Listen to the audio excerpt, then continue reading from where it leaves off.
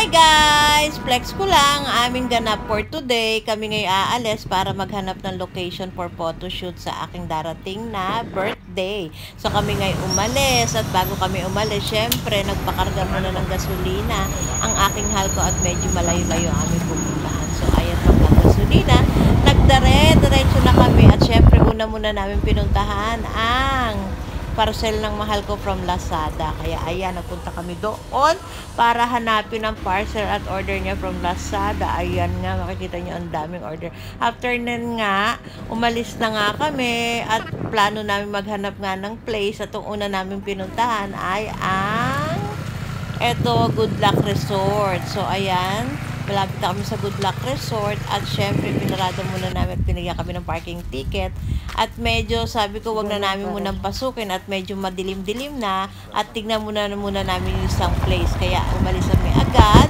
at ayun, nakasalubong kami ng maraming baka at syempre pagkatapos nyan mga after 5 minutes narating na namin yung aming pakay, which is ito nga ang Sea Paradise Hotel. So ayan na nga, nakarating kami ng medyo maaraw-araw pa at hindi pa madilim-dilim, kaya ayan, agad-agad namin pinuntahan at pinasok ko agad-agad yung place at agad-agad kong sinayasat kung pwede pang ipag-photoshootan tong lugar na to. Actually maganda pa naman siya, so may dalawang option kami, kung ito man o yung Good Luck Resort. So ayan, inikot-ikot ko na at syempre hindi ko napigilan sa ganda. Syempre nag-TikTok pa ako dyan, o diba?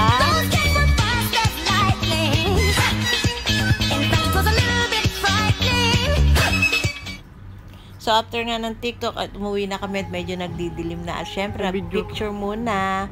So ayan, umuwi na nga kami at medyo madilim-dilim na para hindi kami abutan ng gabi. So ayan, nakarating na nga kami. Syempre nag-grocery muna kami at hindi ko na pinakita sa inyo ang aming pag-grocery, kaya ayan ang aming ganap for tonight. So makita kami para magpahinga. Salamat, bye!